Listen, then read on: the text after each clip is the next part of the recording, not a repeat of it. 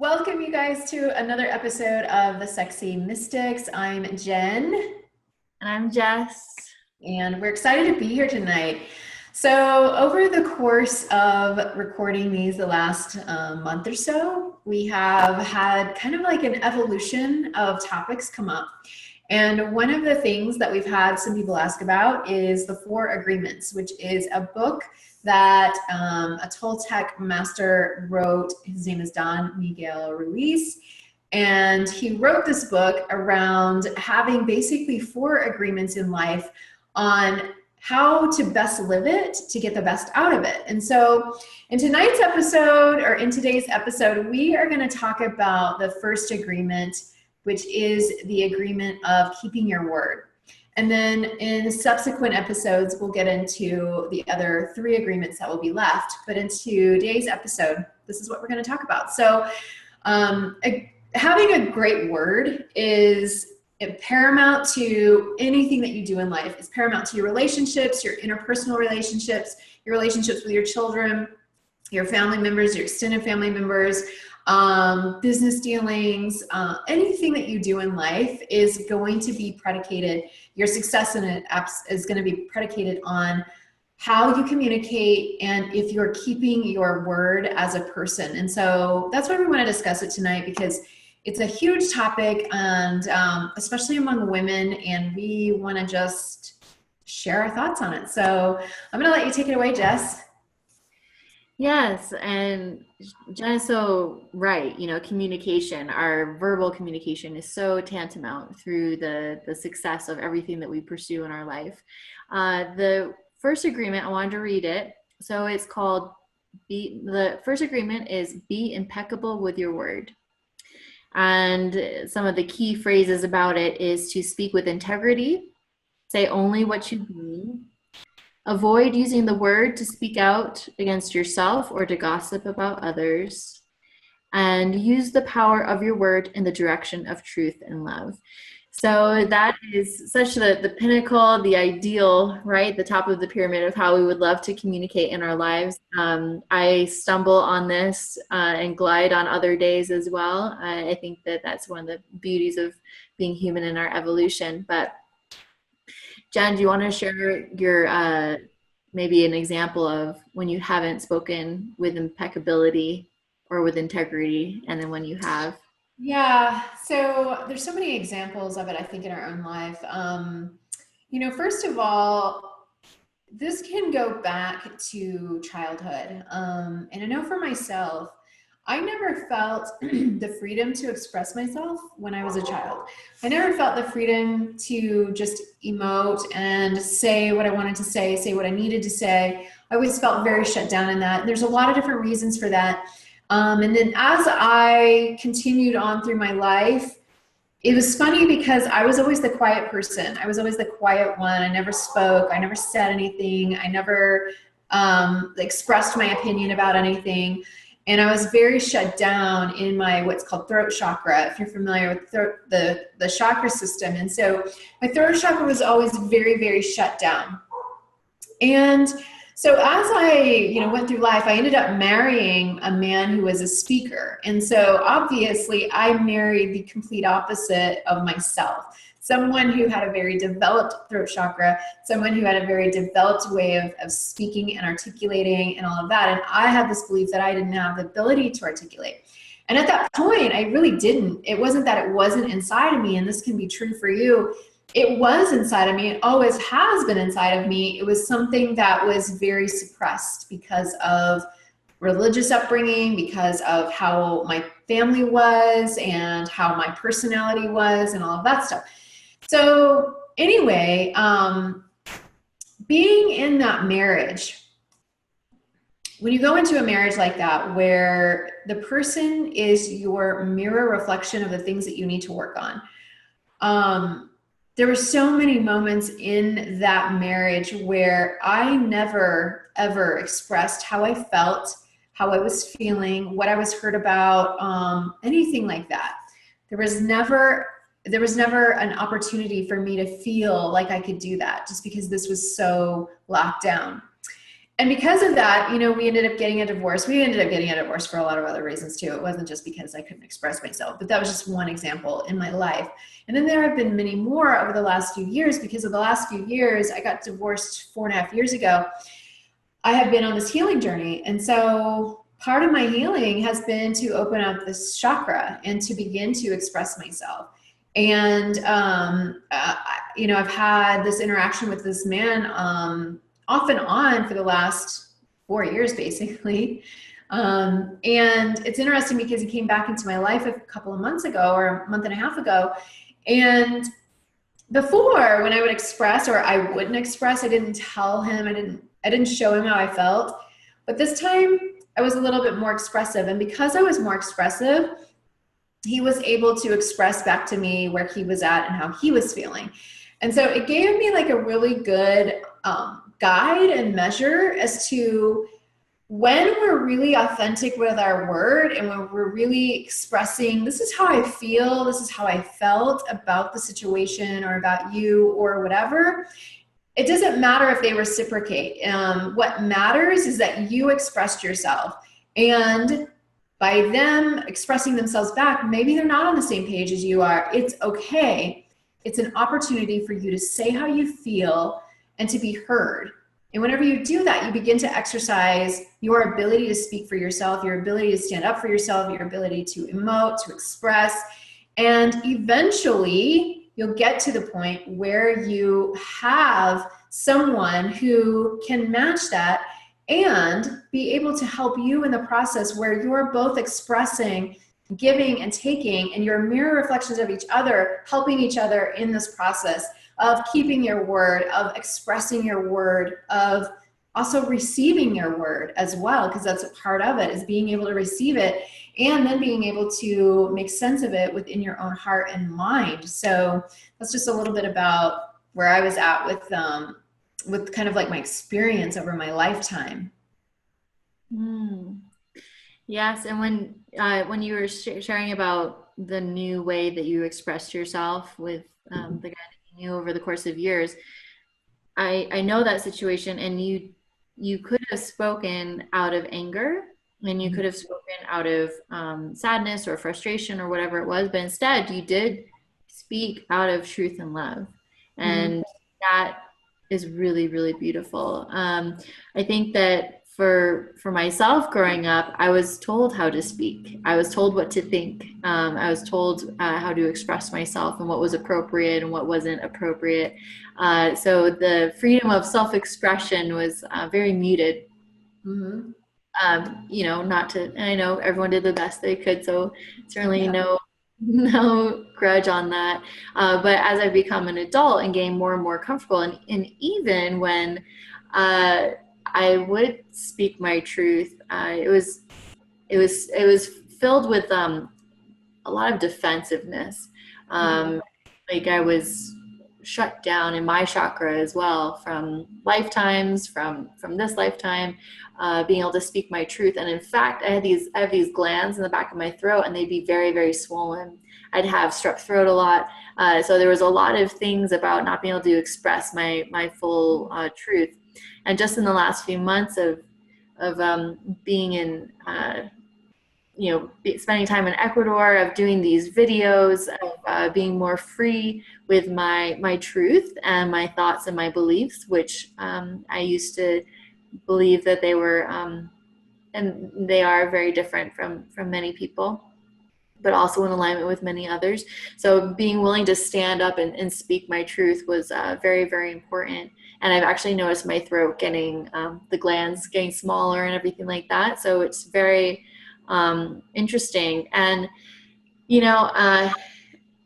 I wanted to touch on that there's this, stop caring what other people think, don't care about what others think. And what I've come to know is just for those of you who believe in past lives, or if you don't, I do. So in my experience, I learned that I was punished a lot in my past lives for speaking my truth.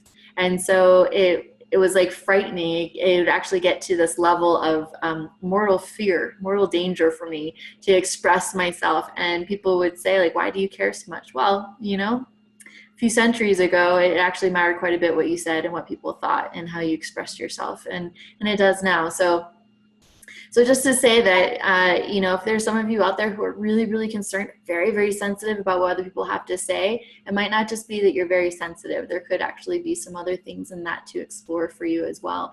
Because I can promise you that once I was able to address that residual memories of those atrocities, that I was able to express myself much more freely and with a lot more clarity, which is really, really great. And it's really important for women, like Jen has said, to be able to speak with a sense of clarity. I've been challenged with that. Jen and I were just talking today about, setting boundaries, which is definitely an episode we will have, but setting clear boundaries and expressing our desires or the things that we don't want up front with the male or opposite sex or whoever else we're interested in. Yeah, I think that's very important. I think, for women, there's almost like the pendulum is either this way or this way. And what I mean by that is women are either shut down and they won't say anything, they won't express anything, and they do have a very closed down throat chakra, and then they usually will attract in a very strong male figure if that's what they're attracted to. So they're going to attract in a strong male figure that's going to speak for them. And so then that further almost damages the throat chakra and the ability to express. And that's what happened with me, was that I had attracted in such a strong figure that I didn't have the ability to speak or the freedom to speak in that relationship. And so coming out of that relationship and finding my own self, then you swing to the opposite pendulum, opposite side. And life is about contrast. You want to have that contrast because the contrast presents what you do and don't want. And by knowing what you do and don't want, then you can call in more of the things that you do want. And so when you swing the pendulum to the other side and then you begin to express too much, maybe you get into a relationship where you're the only one speaking and you actually attract almost the opposite, almost the person you were. So you attract in a really quiet man that doesn't have a voice, that maybe you nag, that maybe you can't understand why he doesn't step up, that you can't, all of these things. So you attract in like that figure, and then it gives you kind of like the contrast or the opposite of what you did experience, but it does give you the ability to exercise your voice. But then you have to come back to a place of centeredness, and you have to come to a place of really honoring not only your own voice, but honoring the person that you're with and allowing them to have a voice as well. When you can step into allowing the man in your life to have a voice and not being afraid that if he does have a voice, he will overpower you, but that you have to trust that the person that you're drawing in is someone that is going to be more of an equal, then you can begin to express yourself, and then he can begin to express himself, and you can have a really beautiful relationship based upon your ability to communicate, your ability to keep your word, your ability to express and emote from that place, instead of it being all one-sided, like the experience that I've had. I mean, I haven't attracted in anybody that's quiet. I don't think I ever will, but it's like, it's that. So yeah. Yeah, I've experienced both sides. And I was reflecting on that today, that there's some that are the silent type, and then there's the ones who just can't stop talking, and so you kind of flit in between that. And even in the workplace, right? So yeah, there's times where we're more outspoken than not. And it's pretty interesting for me as I'm reflecting, is that there's times where I'm very poised and everything, and then I can be really raucous, and then there's other times I'm eloquent. But then when I get really passionate and really fired up about something, it's like, oh, watch out. So that's so interesting to me. But I wanted to talk about speaking with integrity, mm-hmm. and what that means for you. For me, being honest with my word, and something that this shaman I work with, he talks about speaking with a sword. What he means by that is to speak cleanly and honestly, and not with like barbs on the sword, not with rust on it where it's going to hurt. It's speaking cleanly and honestly with what you have to say.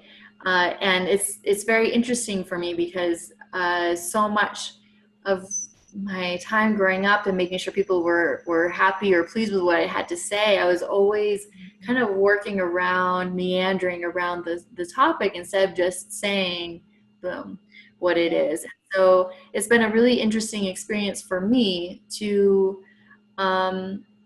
be more forthcoming, and also still be able to say it with gentleness. You can still express your honesty, or your word. You can still speak your truth with love. There's times I know where I've spoken very harshly about my opinions or my beliefs or my judgments about somebody or my response or reaction to something. And that's something that I've been working diligently on, of not being triggered by what others have to say, allowing it to be, and then processing how do I want to come, what place do I want to come from. And that's an example that for Jen, when she reached out to that guy, if she had come at him with a place of anger and frustration, which was her immediate reaction, he wouldn't have had that place in himself to respond the way he ended up doing with her.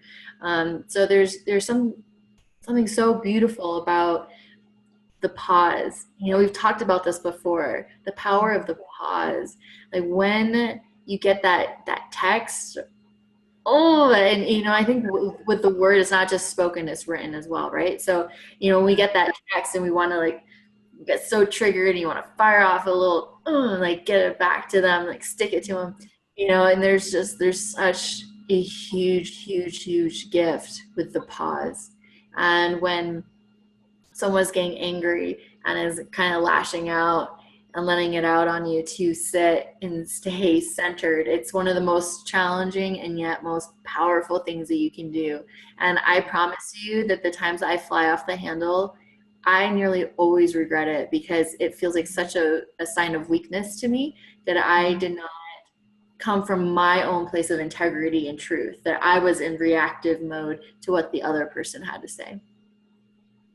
It's true. Whenever you do when you respond from a place of anger and aggression, it's never the right thing to do. There's no, you may feel like that's the right thing to do in the moment. You may feel like I'm validated in being angry in this, because even the ascended masters got angry. Jesus turned over the tables in the temple. There are moments when that expression of emotion is validated, and you can have that expression of emotion and you can act on that without damaging your relationship with your significant other or the person that you may have the anger towards. And so, like Jess said, there's something to be said about the pause, about taking a step back, honoring your feelings and emotions, because there are moments where someone else makes us mad. And here's the thing, they don't realize they're doing it. Like this person that in my life, he didn't realize he was doing it. He doesn't have a clue how angry I got over a situation. And so it's like, for me to come at him like that would have been so wrong, because he wouldn't have understood where I was coming from or why I was coming from at him like that. So it's in our best interest to take a step back and just say, okay, I'm angry. Let me just get it all out. Let me just write it. Let me just beat a pillow. Like Jess said in an earlier episode, fill up a bowl of water and stick your face in it and scream, do something to release it, because it does need to be released. And then when you have released it, then you can begin to step into a place of calm and stillness and restraint, and then respond from that place. And I know that sometimes, like, if you're in a relationship with a person and you're in the same household and something happens that triggers you and you know, want to fly off the handle, sometimes that's harder to do when the person's right there. Like in my case, the person wasn't right there. So I had an opportunity to settle down. I had an opportunity to emote it all out and then settle myself down and really get my head around, what does this really mean for me? Like, why am I acting this way? Why am I triggered by this? Then I was able to get to that space. But sometimes it's not always available because that person's right there. And so in that situation, we really have to watch our reaction, because our reaction is very damaging long term. Our reaction, we don't realize that if we act from a place of disrespect and dishonor, and we are throwing words at someone else that are hurtful, they cut, we don't realize the damage that that's doing long term. There's a saying that we all said in grade school about sticks and stones may break your bones, but words will never hurt you. They absolutely do hurt you. And they are vibration. They enter into our body as a vibrational being and thought, and it reverberates out in our own vibration. So they absolutely do have an impact. Now, if it's some stranger that you don't know, they may not have as much of an impact, but from someone you love and care about, they have an impact. And so you have to watch that. You have to watch your expressions of that. And there's a book called Power versus Force. And in this book, it talks about the scale. It's like the scale of consciousness, basically. And in the scale of consciousness, you start out at the very bottom level in these low vibrational energies of guilt, shame, anger, frustration, all of these low vibe energy states. And then your goal and your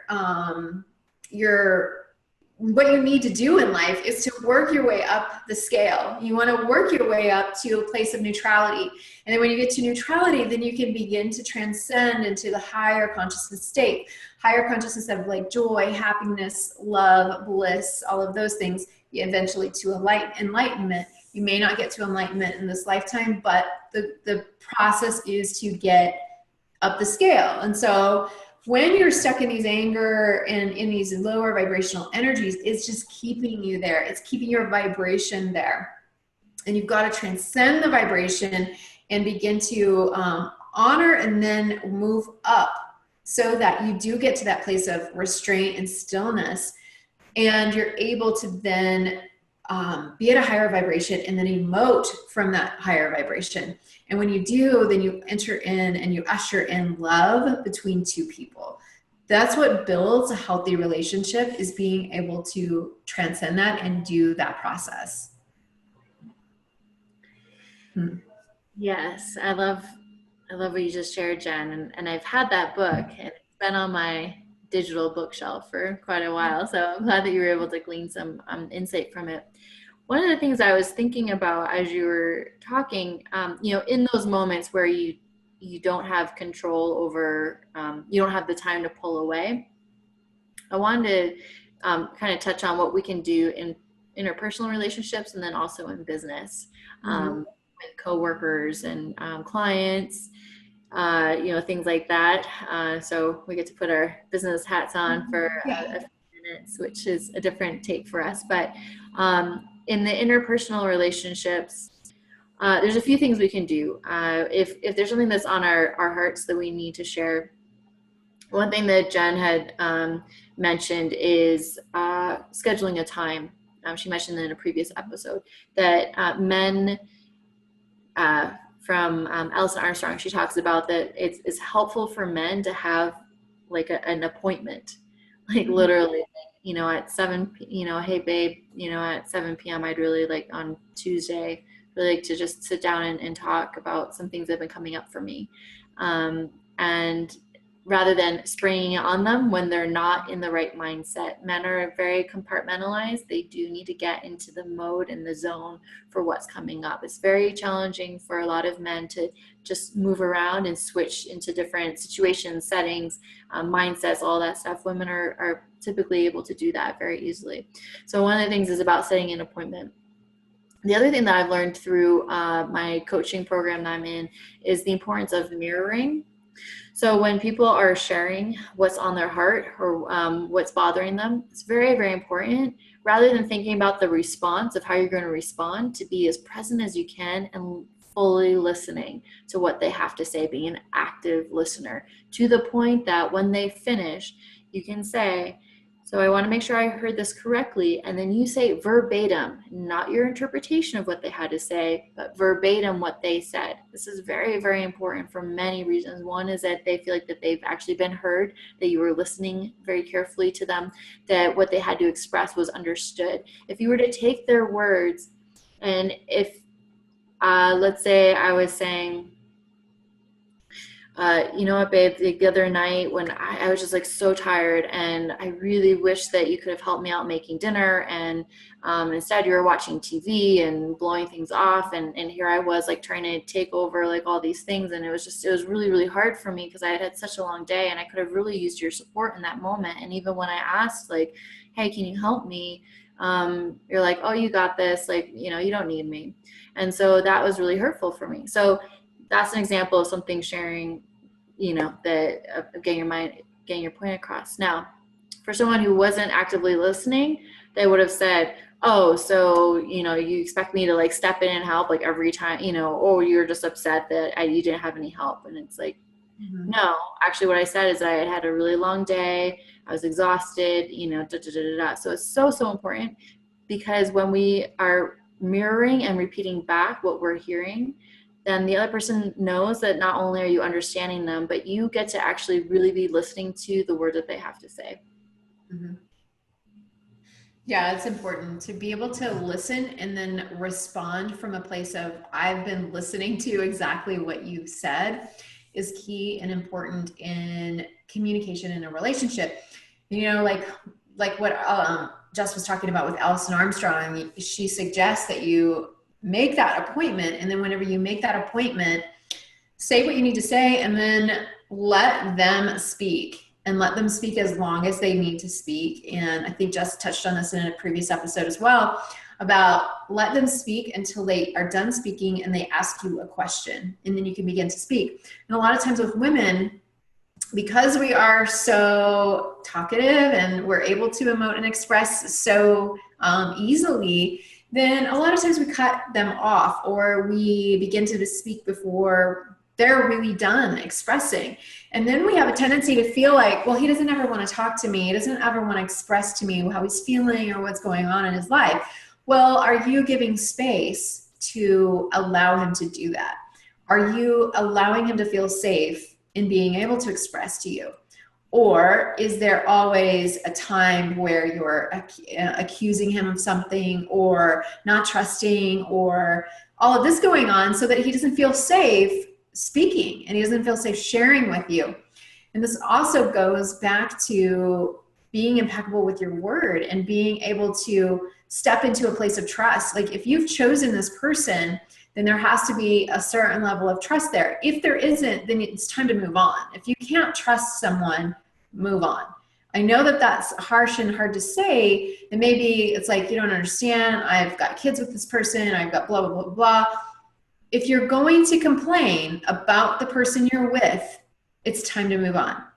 If you're going to give up the complaining and accept him for who he is, then stay. But there's nothing worth a life of complaining like that. Like, I can't imagine doing that for the rest of my life. And that's part of keeping your word too, is not being someone that's going to complain about your relationship. I understand that there are things that happen in your relationship that maybe you don't like, but to continuously complain about the same exact thing over and over for years to come, it's at some point it has to end, and at some point things have to transcend and transform inside of that, or you need to get out. So I don't know where that came from. You were called to say it, so that's all good. You know, and Jen brings up a really great point. And of course there's therapy and all that. We've been to therapy, we've been to coaches, so we totally support that. I'm learning to become a relationship coach. I want to help people in their relationship so that it's one of thriving, not one of dying, you know. So yeah, I really came to a point in my last relationship where I just could not accept him for who he was, and that sucks and that's shitty. And I wish that I could have. I did the best that I could, and I wasn't able to. So being able to recognize that, because everyone deserves to be loved and accepted exactly as how they are, and whatever form and shape and transition and phase that they are. I wasn't able to do that. So Yeah. to confirm that for Jen, it's like, do I want to do this for another year, another day, another minute, when, you know, no one wants to live like that. And it harbors such grudging and Mm, disappointment and frustration and sadness. And then people are going to start looking elsewhere because they want love and acceptance and attention. So, you know, that's the importance of being that for a partner. So I want to transition to the business side. And this is a really, really important thing. So, in my former role, I had a client I worked with for many, many years, and it was a very challenging relationship to be in. I was not able to speak my truth clearly. I was not able to say no. And it got to a point where it was actually a very toxic relationship. And I didn't realize that until I'd actually gone to a therapist for a whole other reason. And what came up for me was boundaries. And then for me to say, oh, I don't need to be spoken to that way. Like, oh, I don't have to be treated that way by a client. And in that moment, I knew that I wouldn't be able to be in that role anymore. I knew that I couldn't maintain that level of relationship because it had been so damaging to me in so many ways. And once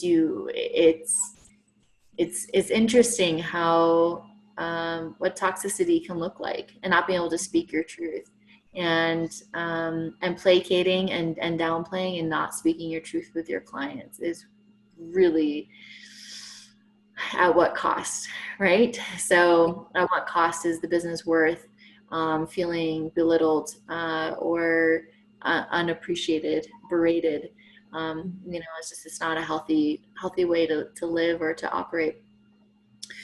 So with clients, I'm finding more and more that the more I'm honest with the situation or what's going on, it allows for transparency and also the opportunity to come up with creative solutions together. I actually feel that it fosters trust and relationship building much more than finding a reasonable excuse, a white lie in a way that, you know, keeps you coasting for a while, but it disintegrates the foundation of the relationship that's been built. And I've heard the term radical honesty is mentioned a lot with people, and it's very interesting. I'd be very interested to go back into the role that I had for several years, to go back from a place of radical honesty of, hey, you know what, this just isn't going to work out. Like, this project is not going to meet its deadline, rather than jumping through hoops, stressing beyond stress, to fingers crossed and hope and pray that something's going to happen just to make, you know, 30% on an order. You know, it's not worth it for me. And I've noticed too that a lot of people in my former industry that I'm so close to, they've all been or are moving toward radical honesty. That at the rate of speed and everything, it's so important, especially I believe with younger generations, to speak from a level of integrity, authenticity, transparency, and honesty. I agree too. You know, whenever you talk about honesty and you talk about business relationships and relationships in general, people show up in our lives to help us fix something. So this person that had shown up in your life was a reflection or a person that was showing up for you so that you would have to learn to create boundaries. And that's how my ex-husband was for me. Like, I didn't have any boundaries. I had a very codependent relationship. I didn't know anything about codependency, and I didn't know anything about boundaries before this person came into my life. And so for me, it was like a completely new experience, but I was so weak as a person that I didn't know. I didn't recognize it. I didn't know what I was doing, what I was getting into. I didn't know what I was experiencing. All I just knew was that it was pretty miserable. And so for me, like going through this process of leaving that situation, so I had to get to the point where it was like, this is not serving my soul any longer. It's taking from me, and I'm slowly dying, like a little bit inside every day. So I had to get to this point where I was like, all right, first of all, it took me almost a year to decide to leave from like going through this process of deciding to leave to when I finally did leave. And the process for me was, I'm going to hurt him. I'm going to disappoint him. Who's going to take care of him? And I was thinking all about him and all of that. And I was never thinking of myself. I'm like, what about me? What is this doing to me to stay in this and to continue to go on this trail with him? And so when I got divorced, one of the things I dug into myself, I really went head first. I used every resource that I had access to begin to heal myself and to begin to know myself deeper and better.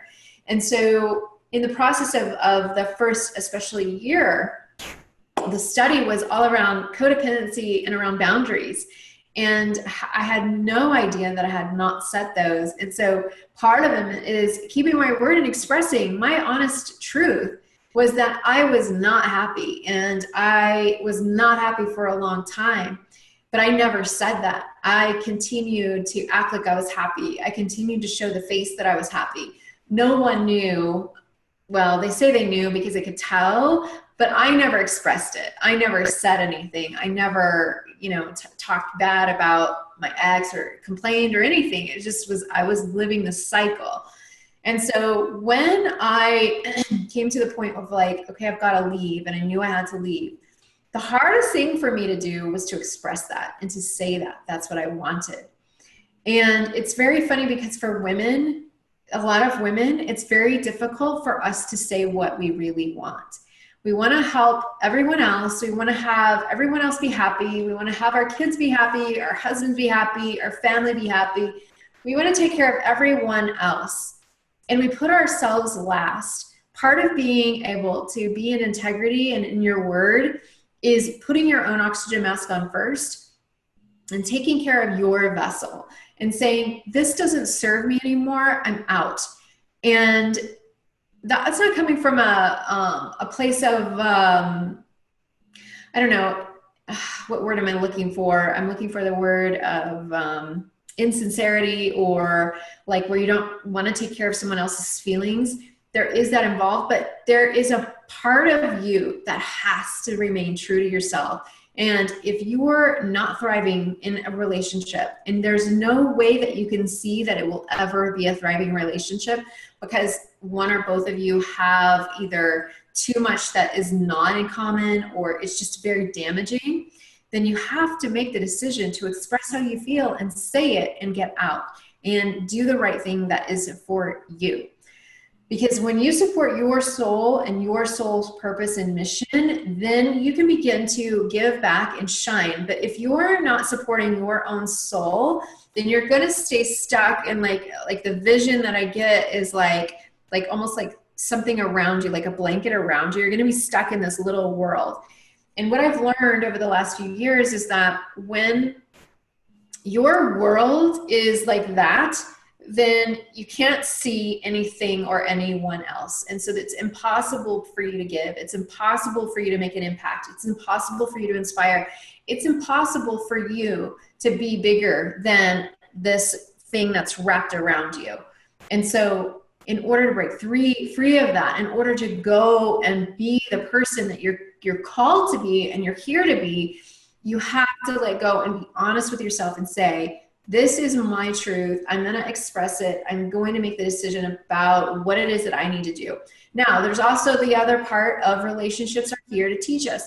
So if you're in a relationship where you don't feel like you can leave it yet, there's still value there for you to learn, even though it may be miserable. I mean, I know for me, there was a few years there where I was miserable, but I stayed in it because I still had some things to learn and I still had some things to transcend. And then when I was ready, I just was like, okay, it's time for me to go.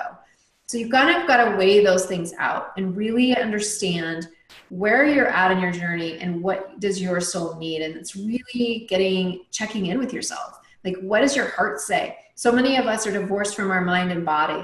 And I know, like for me, Jess and I have both been going through a lot of energy work the last few weeks with this specific energy healer. And, you know, both our mind and our body were disconnected. And so it wasn't a feeling all the way through. So you've got to get in touch with all of that. Get in touch with your feeling. What is your heart saying for you to do? Where is your heart at? And what is it guiding you to do? Because that's where your truth lies.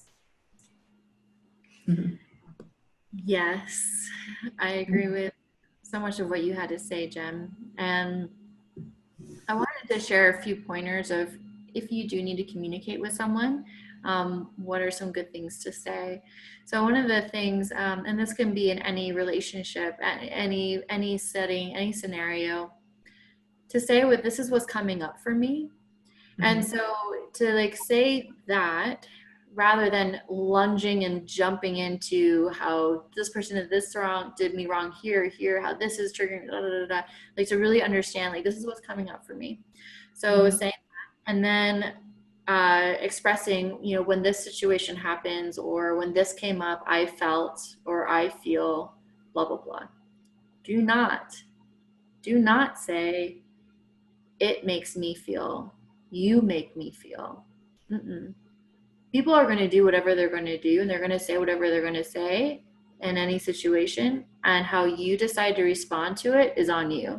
That's through your filters, that's through your interpretation, that's through your triggers, that's through everything, all of it.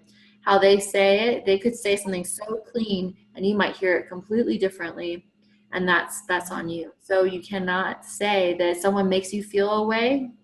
No one makes you feel the way that you feel. That's your choice. That's the freedom of having free will and free choice in a situation.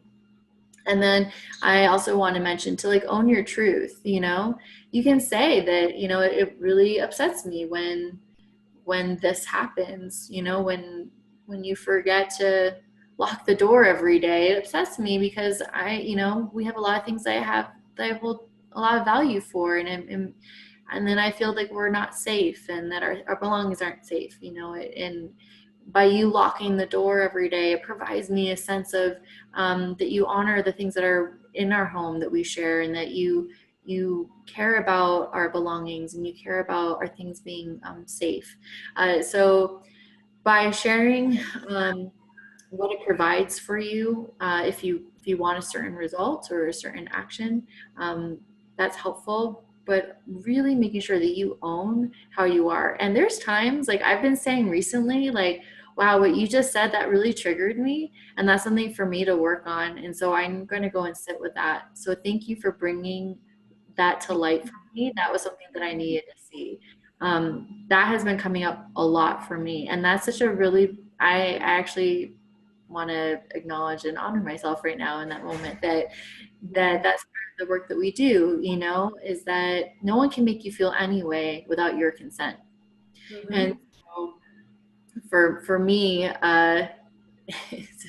there's so many examples recently, but I was just like, wow, that really triggered me. Obviously, for me to get an emotional charge out of what someone says to me, that's something for me to look at, and that's something for me to address. That's coming up for me, and it has nothing to do with them. So to Jen's point, you know, thank you for bringing this to light. Thank you for showing me there's a lesson in here for me to learn. I'm going to sit with this for a little while. I'd love to come back to you and have this conversation when I've processed this, if that's okay with you. So that's just something that came up for me. Yeah, it's true. I mean, we all have our own triggers and stuff like that. I mean, I know for me, like this person that keeps coming in and out of my life, the trigger for me is not being wanted and not being enough.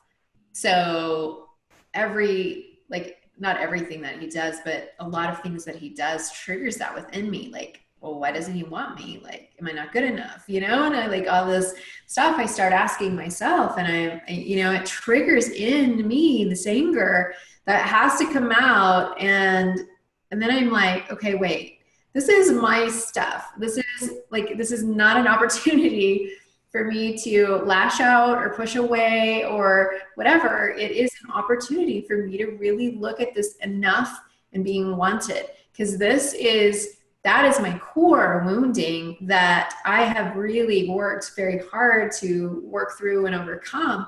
And so anyway, it's funny because the universe sends us these people so that it does trigger us to heal. Now, if you're going to be not healing those things and maybe resistant to healing those things, then they're going to keep coming up. And these people are going to keep showing up for you to get really clear on what it is that you need to heal and transcend.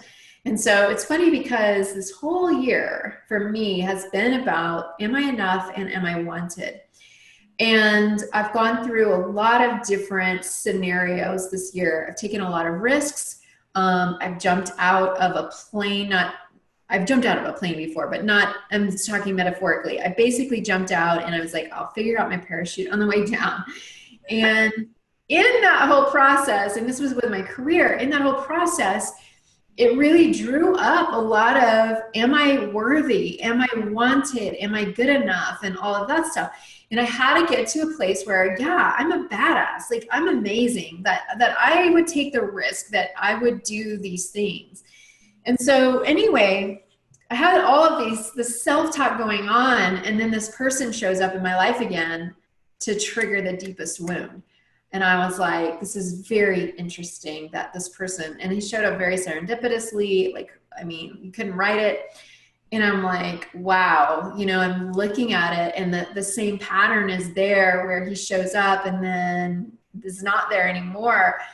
And I'm like, oh, wow. So it's triggering the I'm not wanted, I'm not enough. I'm like, why is he choosing someone else over me kind of stuff coming up? And it was really challenging to work through that and not respond and not push away and not do the normal patterning that I would normally have done. It was a real opportunity for me to take a step back and go, okay, this is happening. It's the same pattern trigger process. How am I going to respond differently so that I can transcend it? And that's what I've chosen to do. I've chosen to respond differently so that I can transcend it, so that it doesn't need to come up anymore, so that I don't need to experience this again and again and again with this person. Like, it can be healed, and I've healed it at the fundamental level. And so like now I just have this knowing about, like, I'm amazing, and I know that the right guy is going to come along and he's going to choose me and I'm going to be wanted and it's going to be the right thing. And that's what I choose to believe. And that's the path that I'm on, and attracting in this person that is going to say, yeah, I want you because I see the value in you. And, that's what it's for. It's for our growth. And if we can see things like that, if we can see these things that come up that trigger us as for our growth, then we're going to be so much better for it. Yes, we are going to be so much better for it. And it's such a beautiful segue into having the container of listening. Mm-hmm. And so if we're on the opposite side, so say there's someone that's speaking their truth to us, one of the things that we can say is, what an interesting point of view you have. Mm-hmm. Tell me more about that. Yeah. And it's really like standing and holding a space, allowing people to speak their truth, not taking it on as ours or our responsibility to fix, just allowing them to express it and inviting them to share more. So that's something that I've learned from a dear girlfriend of mine, and she's even called me out before in conversations, oh, that's an interesting story that you have, so it's like she's calling me out on the story that I have on myself. And that's another beautiful thing about having clear communication, and being speaking with integrity on both sides, is that a lot of times the mirror is right in front of us and we have no idea. It's just is right there, and we're like speaking onto the mirror, so it's just foggy, so we can't see it, but yet it's a reflection. So for when we have those people that are standing up in our lives to not only show us our triggers, but also to show us our truths and to show us our stories of what we tell ourselves, there's something really, really beautiful in that if you can allow that. The key is to not take it personally, which is something that I am still working on. And that is actually the second agreement of the 4 agreements. So that's what we'll be talking about in our next episode, is to not take anything personally, which is kind of like a beautiful wrap up suddenly that I didn't plan. But Jen, did you have anything else that you wanted to add? Nope, I think I'm complete. Okay. Yeah, there's so many great resources out there, you guys, about conscious communication, about being open, active listeners, and everything like that. But I promise you that if you gave yourself the opportunity, so just to recap on what Jen and I talked about, one is setting up an appointment to be able to share, express something that's coming up for you. 2 is to be an active listener. So whoever is listening, to hold an open container and an active listener to mirror exactly verbatim what the other person is sharing with you, so that you are on the same common ground rather than thinking of your response.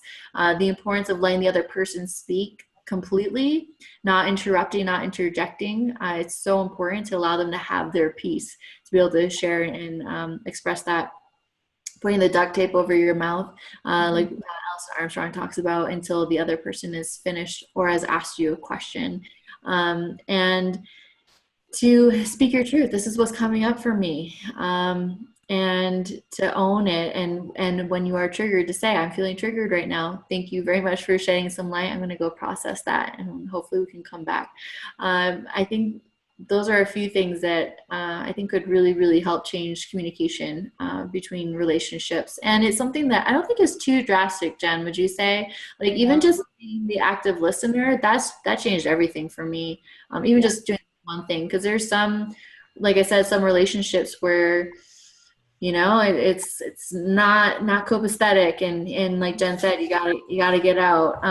But there's other times where you can make simple changes in your life that really can shift things pretty dramatically. So there's a lot of if you have an inherently good man, and you know that you do, then it's definitely worth working out and figuring out, so yeah.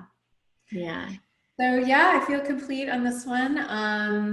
If you like this, please give us a thumbs up, and please subscribe to our channel so that we can continue to grow this and evolve it in the way that it is meant to evolve. And thank you so much for tuning in. I appreciate it. Yeah, and if you want to send us any questions, if you have any topics you want us to talk about, because Jen and I, we could talk for hours about anything, as you've seen, as we meander. We have lots of different insights and experiences and resources and development that we've spent tremendous amounts of time, resources, and energy on. So we're certainly happy to help you that. So you can write us at thesexymystics@gmail.com. You can certainly reach out to us. We're also on Instagram. We're on YouTube, of course, all kinds of yummy things. So just to say that Jen and I are not licensed professionals. We are not doctors. We are just 2 women on these epic journeys of self-discovery, of healing, and of shining your light in the world. So thank you so much for joining us, and we look forward to seeing you next time. Thanks, you guys.